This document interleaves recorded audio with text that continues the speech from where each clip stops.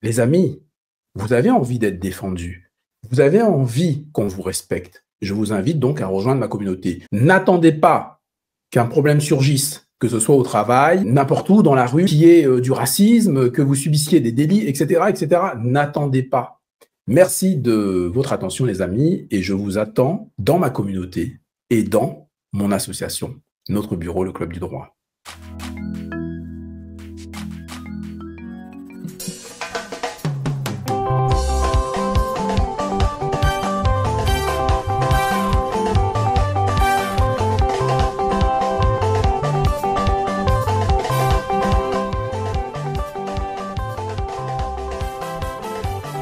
Les amis, bonsoir à tous, bienvenue sur ma chaîne Jean Sobayo et le droit. Donc merci à vous d'être toujours fidèles à cette émission. Et aujourd'hui, on va aborder un thème vraiment très intéressant.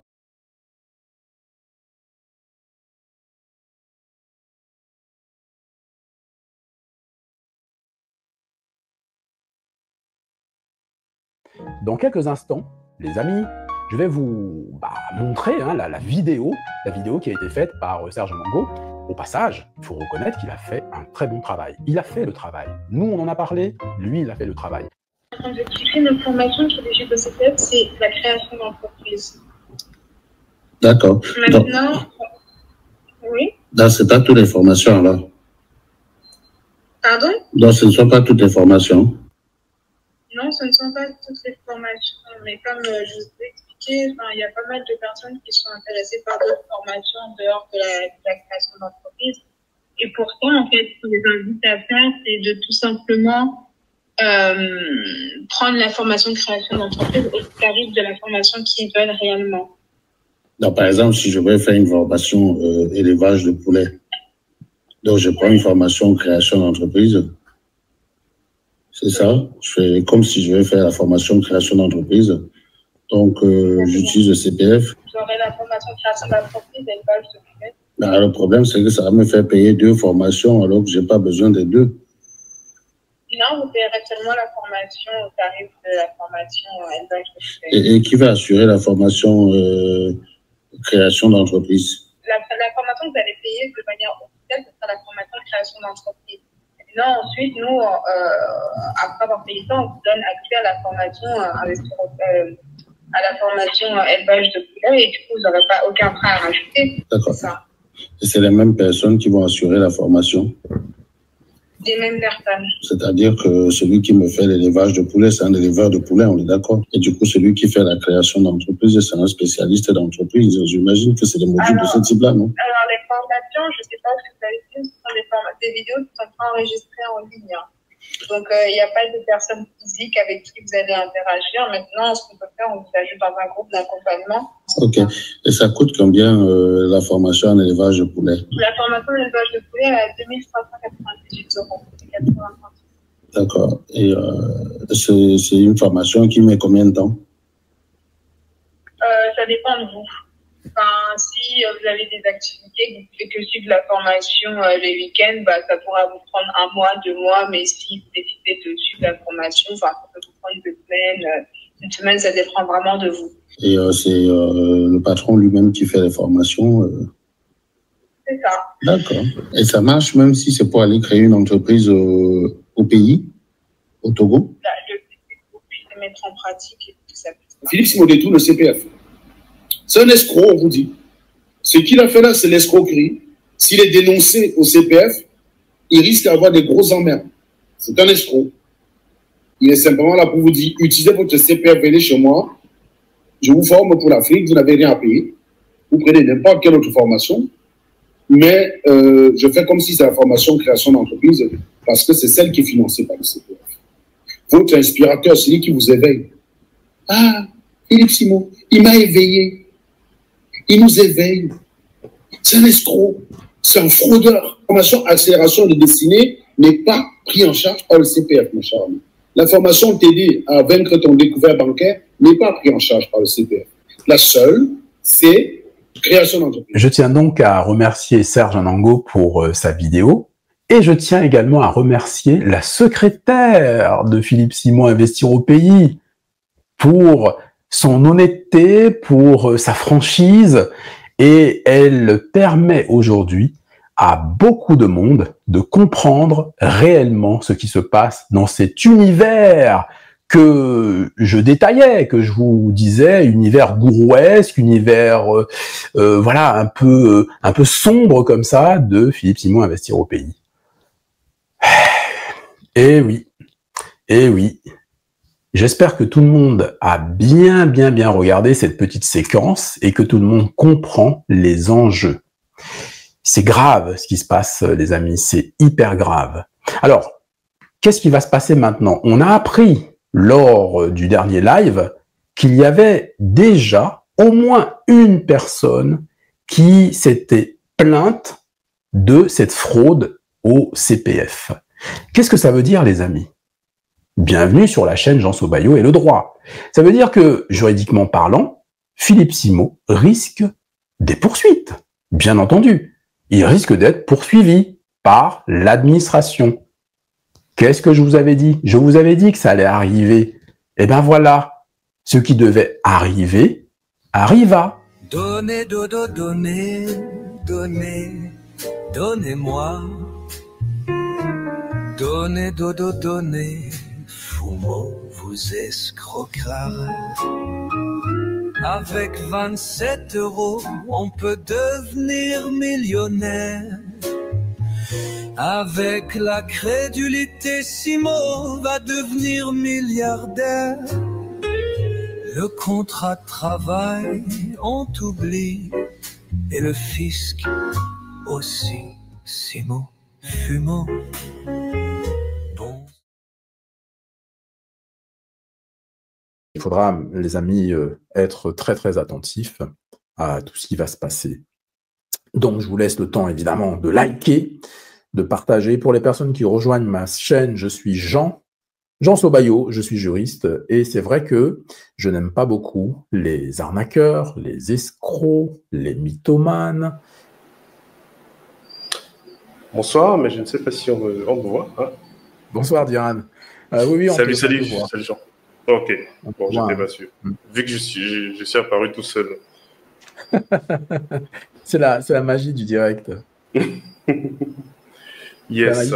En fait, dans un premier temps, j'ai laissé tout le monde s'installer. Donc, il y a d'abord eu la musique d'introduction, une longue musique, une musique africaine, voilà, de ma propre production. Hein, c'est quand même le souligner. Hein, les gens semblent l'ignorer, mais ce sont des musiques de ma propre production. Et effectivement, voilà, en attendant que tout le monde s'installe, donc on est déjà plus de 80. Les amis, likez, partagez et puis profitez vraiment de ces lives qui sont de véritables masterclass et totalement gratuites pour le coup. Voilà, puisqu'on vous demande pas de payer, voilà, ni 27 €, voilà, ni 5 € et quelques, etc. Donc profitez-en, c'est vraiment offert au public.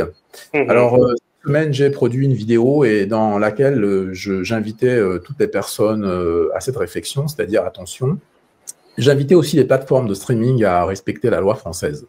C'est-à-dire qu'en fait, à partir du moment où vous agissez dans l'intérêt général et que votre démarche est d'utilité publique, vous avez le droit d'utiliser voilà, des publications, des contenus, etc. Donc, il est temps aussi qu'on arrête de polluer l'espace avec des suppressions de contenu, des choses quand même incroyables. Voilà.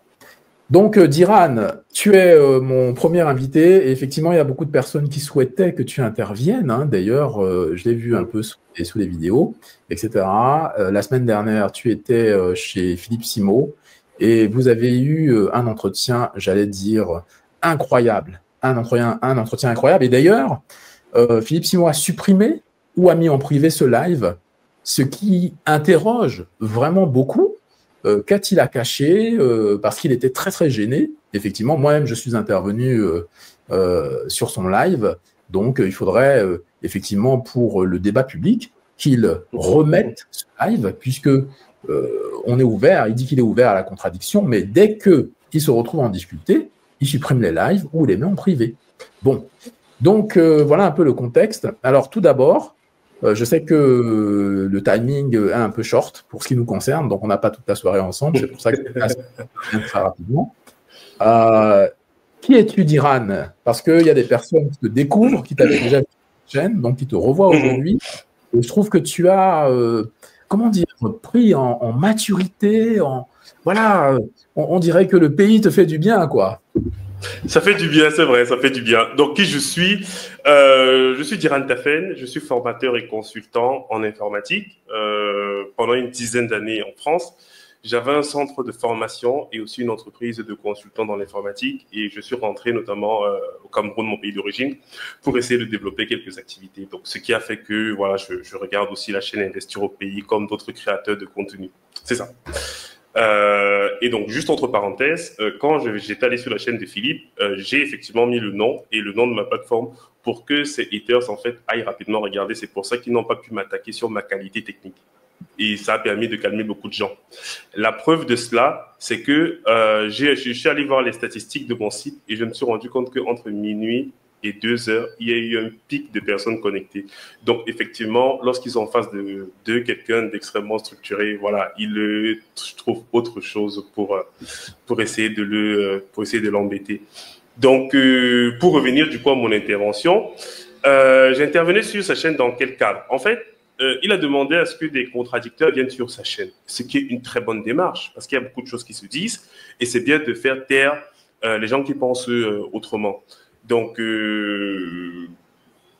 des gens venaient se connecter. Je me suis dit, ah bon, peut-être qu'il y a des gens qui viendront vraiment apporter la contradiction. Et très rapidement, il dit qu'il ne prend pas Jean Sobayo, en tout cas les gens avec qui il est en procès, il a dit qu'il ne les prend pas. Et tous ceux qui se connectaient venaient essentiellement faire du salam alek. Donc voilà, merci beaucoup Philippe. Je ne suis pas là pour te critiquer, mais juste te féliciter. Et sur les 3 heures de live, ça a duré 1h30 de temps. Bon, à un moment donné, il t'a pris, mais sauf qu'il voulait essentiellement t'empêcher de parler. Et c'est là où, du coup, je me suis dit, bon, peut-être que, vu que je suis entre les deux, c'est-à-dire que je ne suis pas dans un camp ou l'autre, peut-être qu'il me laissera donc lui poser des questions à partir des éléments que j'ai pu récolter ici et là. Donc, c'est un peu ça. D'accord. Alors, je t'interromps juste un petit instant, Diran. Oui. Je profite, voilà, pour juste, les amis, vous annoncer l'arrivée de JMTV+, voilà, et notre journaliste national et international, Jackie Moifo. Bonsoir, Jackie, cher ami, comment vas-tu? Bonsoir, Jean, je vais bien, merci. Je salue Folie Diran. Je ne sais pas qui c'est. Bon, appelle ta femme comme lui, et Adrien, il a transformé en Diran, donc si tu ne le savais pas, mais je suis sûr que tu le sais. Donc bonsoir à toi, Diran, et content de te rencontrer. Merci, Jackie. Donc effectivement, comme Diran a bien commencé effectivement son exposé, et effectivement, le contexte, c'est que la semaine dernière, il était chez Philippe Simo. C'était vraiment un entretien incroyable. Il a apporté une contradiction extraordinaire puisqu'il est calé dans ce domaine. Et c'est vrai que c'était intéressant. Et là où on s'interroge grandement aussi aujourd'hui, c'est que ce live a été soit mis en privé, soit a été supprimé par Philippe Simo. Donc, toutes les personnes qui adoubent généralement Philippe Simo, moi, la question que je leur pose, c'est que allez demander justement à ce monsieur pourquoi à chaque fois, d'ailleurs c'est de manière systématique, quand il a en face de lui un véritable, on va dire, adverse, enfin pas adversaire, mais quelqu'un qui va lui apporter la contradiction de manière objective, voilà, c'est ça, et systématiquement, lorsqu'il est en difficulté, il va mettre le live en privé ou alors il va le supprimer. Et ça, franchement, c'est quelque chose qui devrait interroger. Et je rappelle aussi que notre démarche ici, c'est une démarche voilà, de vérité. C'est-à-dire que nous, ce qu'on fait, alors mon travail à moi, tout le monde le connaît aujourd'hui, je sais pas, il y a des commentaires parfois qui sont un peu superflus, mais aujourd'hui, j'ai des personnes qui s'adressent à moi pour que je les défende. Donc, il faut arrêter de me dire, oui, mais un tel aurait des mauvais comportements ou un tel ne serait pas non plus très clair, etc. C'est pas ça qui nous intéresse. Je suis quelqu'un, aujourd'hui, n'importe qui peut s'adresser à moi en me disant « j'ai une difficulté, est-ce que Jean, tu peux me défendre ?» Et à ce moment-là, vous devenez un membre de l'association et je dois, selon mes statuts, vous défendre. Et je vous défends sur un sujet précis. Par exemple, vous êtes victime de diffamation, je vous défends par rapport à la diffamation. C'est tout. Et c'est parce que les gens confondent beaucoup et disent oui, mais tu as défendu quelqu'un qui était peut-être pas clair, etc. Non. Voilà. Alors, Diran, on te laisse continuer cet exposé qui était vraiment très, très, très intéressant. Oui. Voilà. Du coup, je monte sur sa chaîne, sachant que j'étais déjà monté sur sa chaîne par le passé, hein, donc je monte sur sa chaîne. Et bon, je ne sais pas s'il s'attendait à ce que je lui fasse des salam alek, je ne sais pas. Bon, mais c'était pas l'objectif de ma montée sur le panel. Du coup, quand j'arrive, j'essaie un peu de dénoncer quelques éléments importants des préambules. J'ai d'abord commencé par lui indiquer qu'il faut qu'il respecte ses contradicteurs. Parce que avec son niveau de réussite, il ne peut pas être aussi condescendant, que ce soit avec Jackie Moifo, que ce soit avec toi, que ce soit avec... Je lui dis, les gens ne sont pas bêtes, les gens ne sont pas idiots. Vous pouvez avoir des objectifs différents, mais il faut savoir que ce sont des personnes brillantes. Et typiquement, moi, c'est Jean Longo, je récuse sa façon de faire, mais il est extrêmement brillant. Ça veut dire que je ne peux pas l'insulter n'importe comment lui. Je dois le prendre sur des éléments techniques, scientifiques, mais pas sur sa personnalité. Typiquement, c'est ce que je lui ai dit au début. Donc, il faut respecter tes adversaires parce que ce ne sont pas des gens qui disent que des bêtises. Maintenant, moi, j'avais compris son principe. C'est que sur ces arguments que tu évoques, il essaie de dégommer un seul. Et quand il dégomme un seul, en fait, il t'étouffe sur les 4 autres. Donc, pour lui, en fait, on va retenir qu'il avait raison, grosso modo, sur le débat. C'est pour ça que je suis rapidement allé sur la formation parce que je savais que de ce côté, ça devait être très difficile qu'il puisse dire un peu n'importe quoi.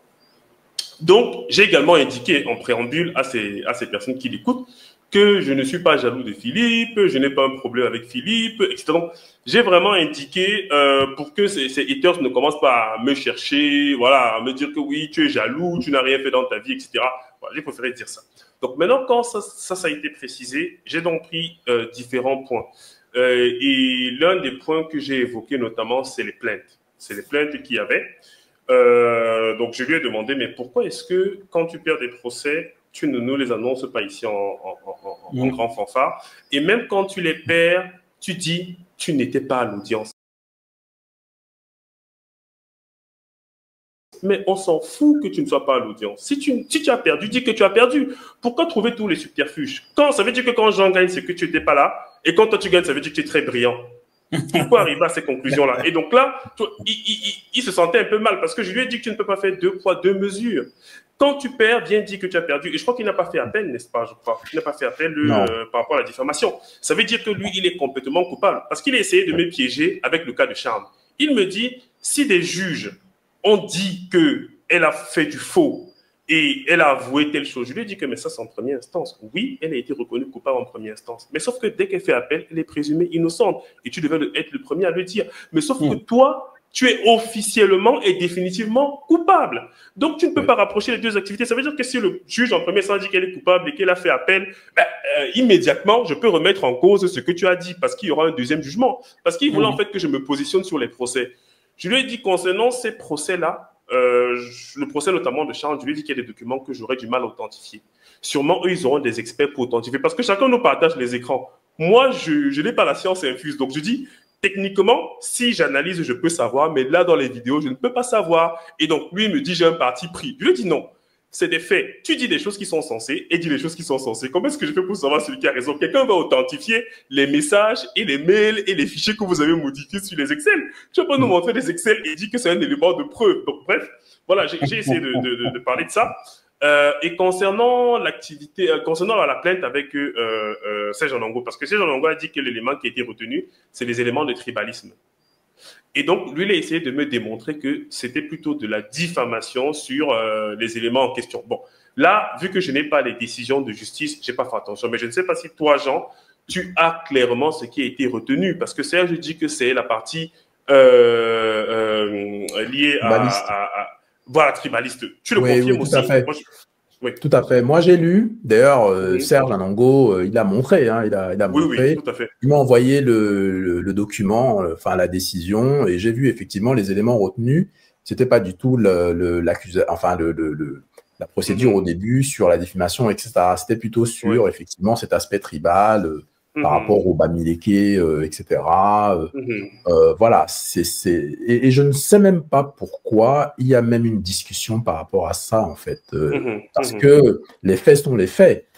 Parce qu'il a partagé son écran, il a montré un truc de décision là. Bon, moi, j'ai pas trop fait attention parce que ça me demandait de la lecture. Et comme ça, en live, je n'ai pas pu lire. Moi, il disait qu'apparemment, c'est de la diffamation et tout et tout. Donc, je lui ai dit effectivement, tu vois que tes procès, en fait, tu ne nous donnes pas les retours. Il dit qu'il n'est pas obligé de donner les retours. Quand il porte plainte, il nous dit. Quand il perd, il ne dit pas. J'ai dit, parce qu'en fait, son raisonnement, c'est je choisis ce que je vous donne. C'est en fait ça. Et je lui ai dit qu'en tant que entre guillemets, tes followers, les personnes qui te suivent, on sent que tu es dans un souhait de transparence, mais sois transparent jusqu'au bout. Il dit, parce que quand on va demander les chiffres, il va dire, vous n'êtes pas mes clients, vous n'êtes pas mes investisseurs, vous n'êtes pas, etc. Donc, ça veut dire qu'en réalité, il masque toujours tous les chiffres que nous on veut voir. On demande les avis de ses clients, il nous envoie balader. Mais bref, je suis en train de faire une digression. Donc, concernant les procès, il n'arrive pas à être clair et je lui dis, on attend le retour de la seconde instance et peut-être que là, tu seras reconnu coupable. Donc, on attend pour voir, parce que là, je pense que le travail que Jean est en train de faire sera beaucoup plus méticuleux que peut-être le précédent conseil qu'elle a eu. Donc, ceci étant passé, je lui parle maintenant des entreprises. Je lui dis que on a raté tes entreprises et ensuite tu dis que tu n'as pas reçu le courrier. Je lui ai dit que, mais ça veut dire que quand on donne les courriers, par exemple, je ne sais pas moi, à BNP Paribas, on demande au PDG de descendre pour récupérer le courrier à l'accueil, ça n'a aucun sens. Le DG n'est pas obligé d'être là. Et si tu dis que tu as des salariés, ben, ça veut dire que quelqu'un aurait pu prendre. Tu ne peux pas dire que ton absence justifie le fait que tu n'aies pas pris ton courrier. Et tu vois, c'est des choses qui paraissent basiques. Et derrière, il a très vite botté en touche pour dire, revenons à la formation, parce que c'est mon activité principale. J'ai dit, OK, pas de souci. Revenons donc à tes formations. Les formations que tu donnais, est-ce que tu avais l'expertise pour les donner? Et moi, je lui ai dit que ce que je lui reproche, c'est avant 2020. Je lui ai dit que moi, je considère qu'actuellement, il a solidifié son système, il a de meilleurs process. Ça, c'est sûr. Mais ça n'enlève pas les bêtises qu'il aurait faites par le passé et qu'il doit reconnaître et rembourser les gens, même en offre, pas forcément dans les vidéos. Des gens ne doivent pas venir se plaindre pour des choses qu'ils ont achetées alors qu'il a gagné des millions d'euros. Ça n'a aucun sens. Donc, moi, je lui demande effectivement, est-ce qu'il avait l'expertise en 2018? Il me cite les formations. Il me dit, j'ai fait une formation en poulet. Je dis, oui, est-ce que tu avais l'expertise de ça? Il ne parle pas. Ensuite, j'ai parlé de son restaurant qui a fermé, qui ne nous a jamais dit que ça a fermé. Mais pourtant, c'est lui qui parlait de la ferme au plat, etc. Et après, je lui dis, bon, les autres formations, c'est quoi? Il me dit accélérateur de destinée, machin. Bref, il me cite que des formations un peu théoriques. Je dis, non, tu avais d'autres formations qui étaient des formations toujours dans certains métiers, mais que tu vendais sans avoir de l'expertise dessus. Il dit non, non, non, il essaie de m'embrouiller, je laisse tomber. Ensuite, je lui parle maintenant du CPF. Et c'est là où, effectivement, c'était un peu compliqué pour lui. Parce qu'il me dit, nous sommes CPF, et je lui dis, moi-même, je suis CPF depuis 10 ans. Toi, tu ne l'es même plus depuis un certain temps. Et ce que tu fais est illégal. Il dit que, mais pourquoi illégal? Et il faut bien comprendre, Philippe, hein, c'est que quand on l'attrape, en fait, c'est que c'est quelqu'un de son équipe qui a géré. Et donc, il n'a pas trop d'informations dessus. Mais pourtant, il m'amenait sur le CPF. Je lui dis que quand on travaille avec le CPF, tu n'as pas le droit de mettre un lien qui pointe vers un formulaire pour prendre les informations personnelles des gens. Non, c'est interdit par la loi parce qu'il y a eu trop d'arnaques et trop de faux où on appelait les gens pour les démarcher pour le CPF. De là, on ne peut pas amener les gens vers ça. Quand tu veux mettre le lien CPF, c'est directement le lien qui mène vers le site Internet de mon compte de formation. Ça veut donc dire que tu peux être considéré comme quelqu'un qui peut potentiellement avoir fait de la fraude. Donc, quand les gens t'appellent arnaqueur, en fait, il y a une part de vrai, même si tout n'est pas justifié. Bien. Ensuite, je lui dis que la formation que tu proposais, Philippe, c'était quoi? Il me dit entrepreneur. Il faut savoir que pour être CPF, il y a 2 niveaux. Il faut qu'on vérifie tes process et il faut ensuite que ta formation soit validée par la plateforme en elle-même. Ça veut dire qu'elle apporte une compétence, donc un diplôme, donc une certification. Sauf que il y a un problème avec la formation création d'entreprise. Parce que là, ça ne nécessite pas de validation de la plateforme. Ça veut donc dire que tous ceux, en fait, qui voulaient vendre le dropshipping, qui voulaient vendre toutes les bêtises que vous connaissez sur Internet, là, ben, du coup, mettez en fait cette formation-là. Et c'est pour ça que je lui dis que, deuxièmement, Philippe, cet élément-là posait problème. Parce que la formation en création d'entreprise que tous les arnaqueurs mettaient, on s'est rendu compte que c'est bien l'arnaque. Et la preuve, désormais, quand tu mets sur ta plateforme que tu vends, tu mets sur CPF que tu fais des formations en création d'entreprise, on vient t'auditer immédiatement. Désormais, c'est comme ça. C'est-à-dire que la plateforme ne s'amuse plus avec cela. Parce qu'il y a des gens qui disaient qu'on faisait de la création d'entreprise pour ne pas certifier une formation technique. Moi, je lui ai dit, je n'ai jamais donné de formation en création d'entreprise. Je donne que des formations pour avoir de l'expertise en informatique et mes formations sont là et mes certificats sont là. Ça veut dire que toutes les formations que je donne sont techniquement validées et donnent un titre RNCP et c'est ça qui a de la valeur. Et donc, toi, tu donnes les formations en création d'entreprise, je ne suis même pas sûr que c'est des réelles formations que tu donnais parce que derrière, Serge Anongo avait appelé et on lui avait dit qu'il pouvait payer la formation poulet avec le CPF. Ça veut déjà dire que là, il y a un problème. Et donc, très vite, il dit, ce n'est pas moi qui avais géré la partie CPF. C'était une prestataire ou c'était ma collaboratrice. Il dit que bon, quand c'est bien fait, c'est toi. Quand c'est mal fait, c'est une collaboratrice. Tu vois donc que si c'est que tes collaborateurs font des erreurs, ça va retomber sur toi et mieux vaut les corriger. Et je lui ai dit, va encore sur tes vidéos parce que je suis allé sur sa chaîne. J'ai vu qu'il y a encore les liens qui menaient vers le formulaire du CPF. Donc, j'ai cliqué dessus. J'ai vu que machin investir au pays /CPF, tu vas dessus, c'est un formulaire. Il dit que ça, c'est du faux. Tu ne dois pas démarcher les gens par téléphone. Si ta formation est là, ils vont aller, ils vont remplir le formulaire et tu auras leurs données, leurs coordonnées. Donc, quand il est mis en difficulté comme ça, c'est très compliqué pour qu'il puisse s'en sortir quand il est en face de lui quelqu'un qui a vraiment fait la formation pendant longtemps. Et lui-même, il l'a reconnu en disant que oui, on voit que tu t'y connais, etc. Mais toi-même, tu es enlevé de la plateforme. Et je lui dis, oui, j'ai été enlevé et je l'assume. Et j'assume éventuellement les erreurs que j'ai commises. Mais ça ne me disqualifie pas d'en parler. Et en plus, quand j'ai voulu me justifier de pourquoi est-ce que j'étais enlevé de la plateforme CPF, il a dit non, ça ne me sert à rien. Et c'est comme ça qu'il a botté en touche. Mais concrètement, moi, je me préparais à rentrer au pays. Moi, ça fait quelques mois, on peut me dire, oui, quelques mois que moi, je suis rentré définitivement. Donc, ça n'avait aucun intérêt que je maintienne ce système-là, vu que je ne suis plus techniquement sur le territoire. Mais ça, il n'en avait rien à cirer. Il voulait juste avoir raison sur un point, c'est que je ne suis plus sur la plateforme. Mais ça n'enlève rien au fait que on dit que tes formations posent problème. Donc, voilà quelques points comme ça qu'on a pu évoquer et qui montrent insuffisant. Mais en tout cas, il m'a laissé exprimer, hein, il m'a laissé m'exprimer, pardon. Donc, il était fair play. Mais je comprends pourquoi il était fair play, parce qu'il savait qu'il devait supprimer le live ensuite. Parce que moi, j'ai été surpris qu'après, des gens me demandent que on était en train de suivre l'enregistrement et après, c'est parti. Je leur ai dit que bon, je ne sais pas. C'est après le matin que je me suis rendu compte que il a supprimé le live. Et avant que je descende, il m'a demandé qu'est-ce que j'ai retenu donc de l'échange. Je lui ai dit 3 choses. La première chose, c'est que la justice va trancher sur pas mal de sujets, que ce n'est pas à moi de trancher sur ces sujets. Je donne un avis. La deuxième chose que j'ai dite, c'est que il a fait beaucoup d'erreurs par le passé, mais ses process sont beaucoup mieux. Et la troisième chose, je ne sais plus ce que j'ai dit, mais bon, peut-être que c'est de payer les gens qui réclament en fait des choses. Parce que concrètement, je lui ai dit que Philippe, tous ceux qui te défendent ne peuvent pas être des gens qui n'ont pas acheté tes formations. Nous, on ne critique pas tes vidéos. Et je lui ai dit que j'ai regardé ces vidéos pour m'inspirer pour rentrer au pays. Je le lui ai dit.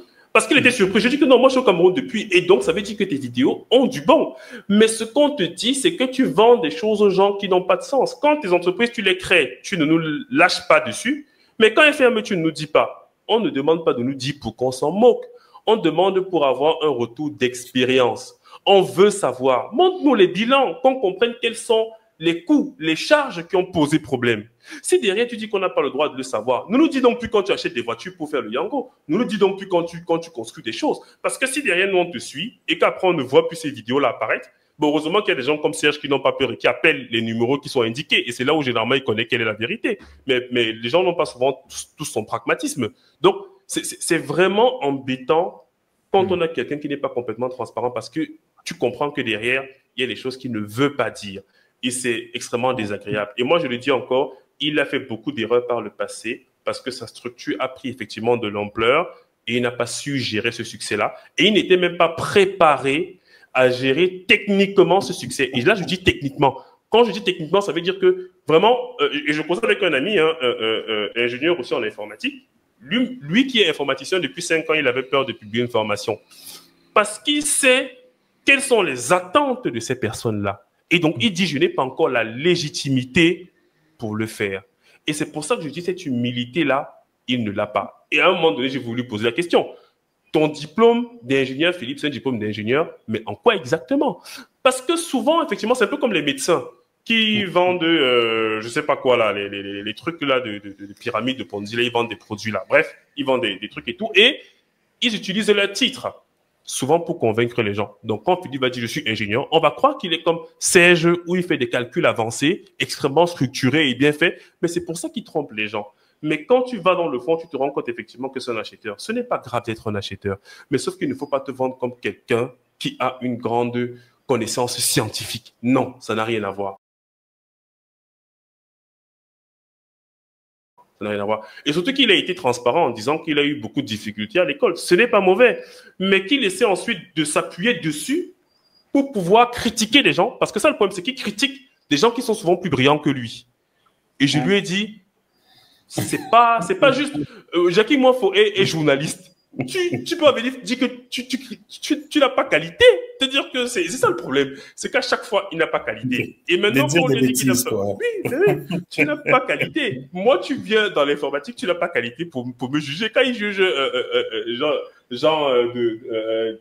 qui n'est pas avocat, etc., il n'a pas la compétence de comprendre. Et j'ai vu que maintenant, il utilise ses avocats pour dire que ce que tu dis dans tes vidéos, c'est n'importe quoi. Et c'est ça qui est terrible. C'est que, au lieu de t'attendre au procès, il nous sort des commentaires qui ne parlent pas dans le fond.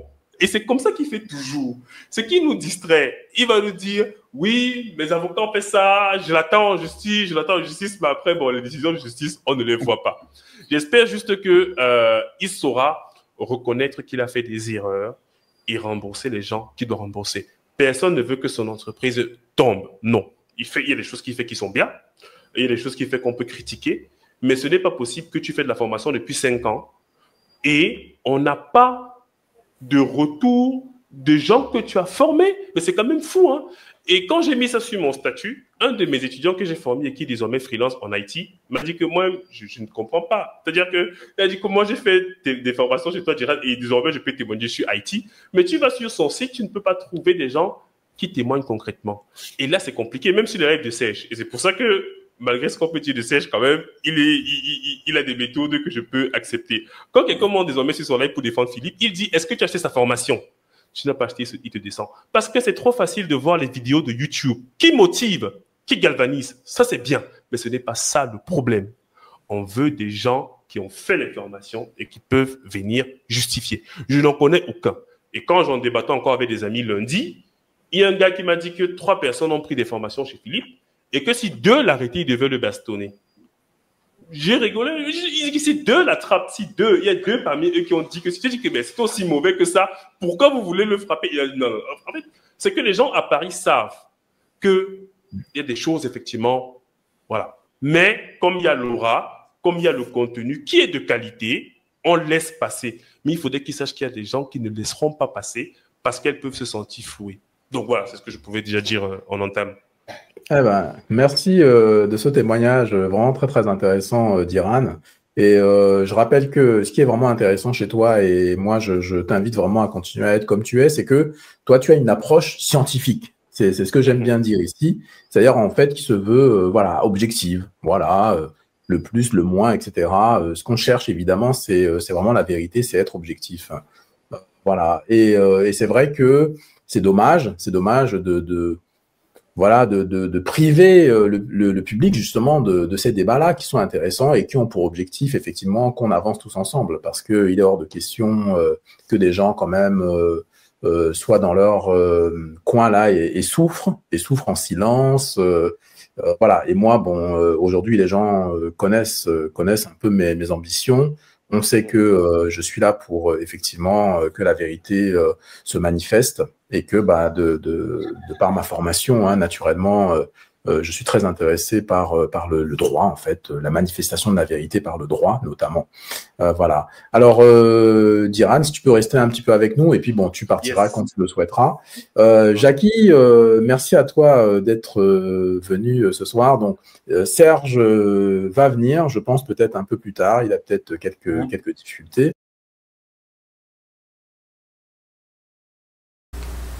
Partagez-la massivement.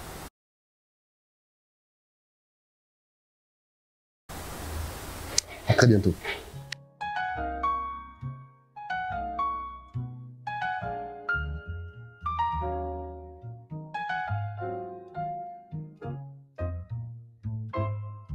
Slip Fumo, cet infâme escroc.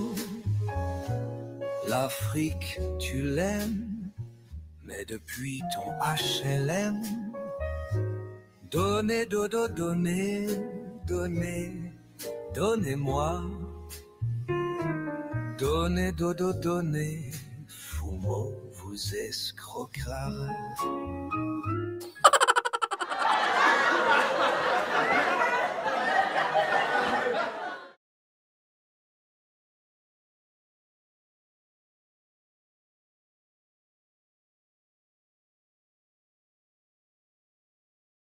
La crédulité Simo va devenir milliardaire. Le contrat de travail, on t'oublie. Et le fisc aussi, Simo, Fumo.